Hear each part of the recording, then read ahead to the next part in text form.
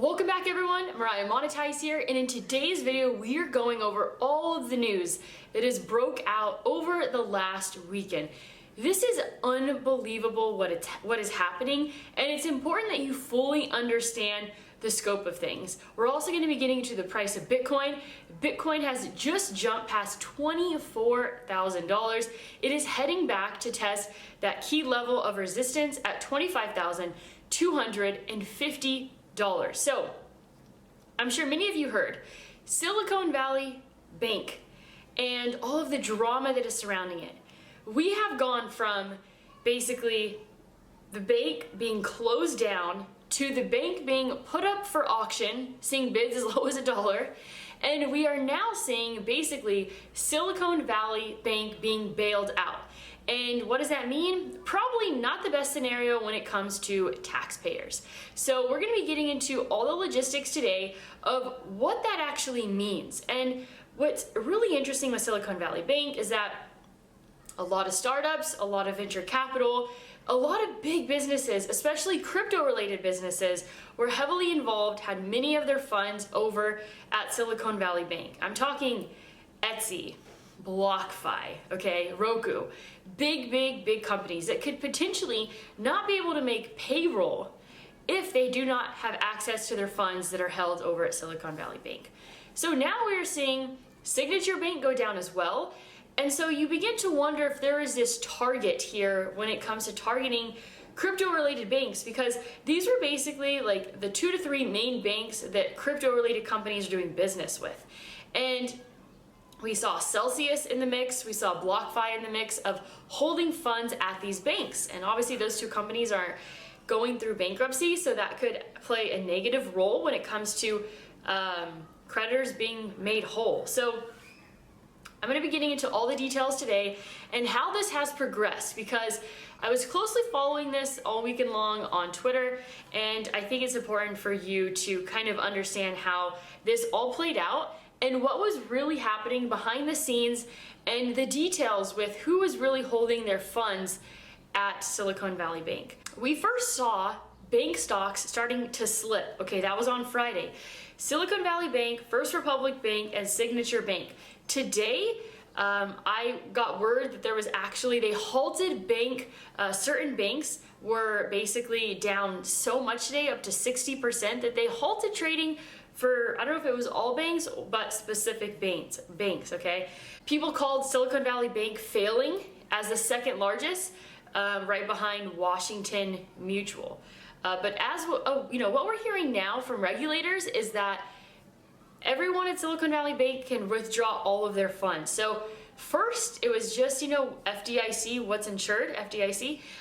But now, because most of, like 97% of the funds held at Silicon Valley Bank were over that $250,000 threshold. So Bloomberg had reported on Friday that police are responding at Silicon Valley Bank's NYC branch. So what happened is that there was a big anticipation of this Monday morning there being a massive bank run across the board when it comes to all banks, because there's this added fear when it comes to holding your money in banks. But that's why we have Bitcoin, obviously, and that's why Bitcoin was created. And so part of the regulators coming in and saying, okay, everyone is going to be made whole at Silicon Valley Bank, that was their attempt, I believe, to prevent a bank run happening across the board at many different banks. There's a lot of people that are quite sketchy when it comes to this whole scenario, and you should be definitely made aware of who those people are.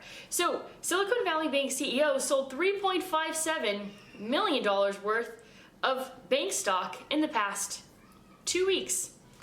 Okay, so one big part of this whole thing is USDC, Circle. So they at first reported that they had an undisclosed amount of cash at Silicon Valley Bank. Another component that you must consider in all of this is that some companies did not come out originally and say, hey, just to make everyone aware, we have this amount of funds held up at Silicon Valley Bank.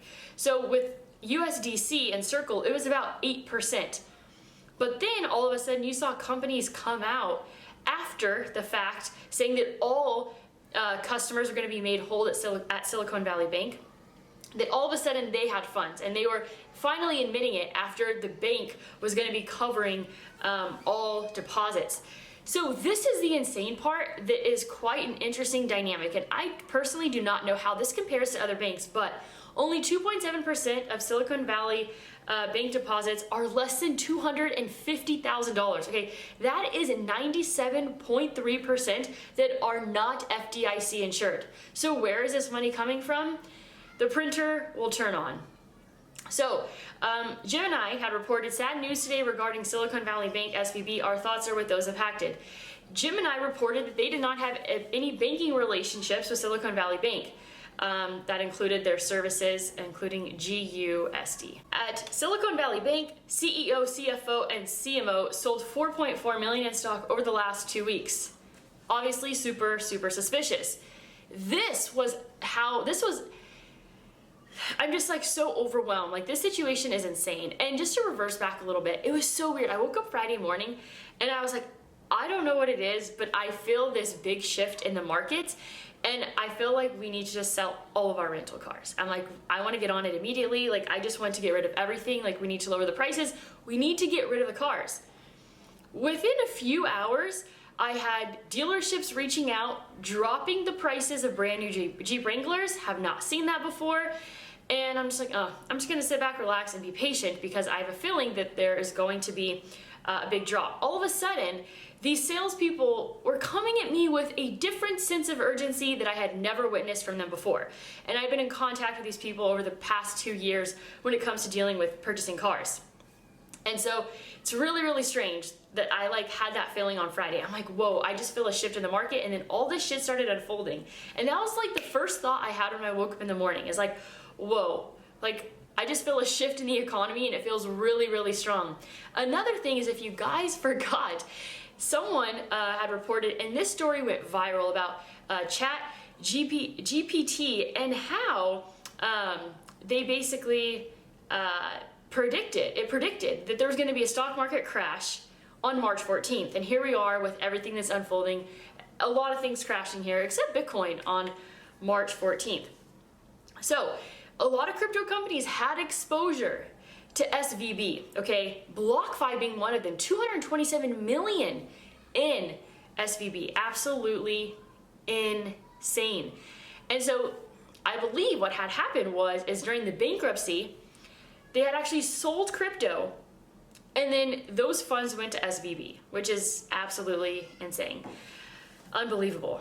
SVB begins to face a run on the bank as 91 million in bonds face interest rate risk. So there was a fire sale of 21 billion bond portfolio, and that was announced. And then 1.8 billion was lost during the fire sale.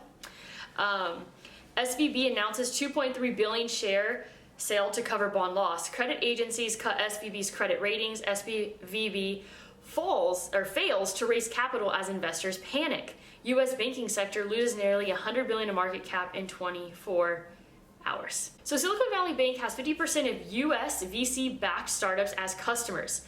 50% of startups. There are over 130,000 VC-backed companies, according to PitchBook. That is nearly 65,000 startups that use SVB. That is unbelievable.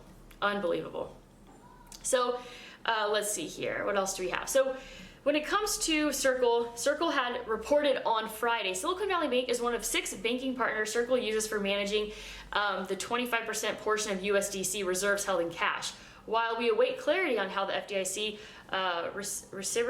receivership, not sure exactly, I think I said that wrong, but of SVB will impact its depositors. Circle and USDC continues to operate normally. We actually saw USDC depeg. I saw it down to like 85 cents at one point, which is pretty insane. This definitely felt larger than FTX because of the trickle-down effect. It's like, okay, yeah, the bank goes under, but all of the businesses that would be affected by that was unbelievable. So Roku had 26% of total cash and cash equivalents held in SVB. Okay, that was reported when it had already collapsed, but I guess now it's back and people can start withdrawing. Also, I don't know if this is a coincidence or what, but went to go log into banking here for Banco Popular in Puerto Rico. Not able to do it. System was down. Oh boy. I mean, this is just, you can't make this shit up. So this was on the 11th.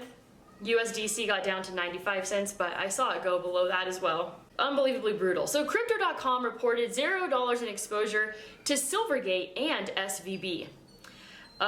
This was on Saturday. So on Saturday, Robinhood suspended USDC trading and deposits. Unbelievable. I just cannot seriously believe all of this. Another interesting thing, SVB, Chief Administrative Officer, served as Lehman Brothers CFO prior to joining the bank. So the Gemini dollar also depegged to 96 cents.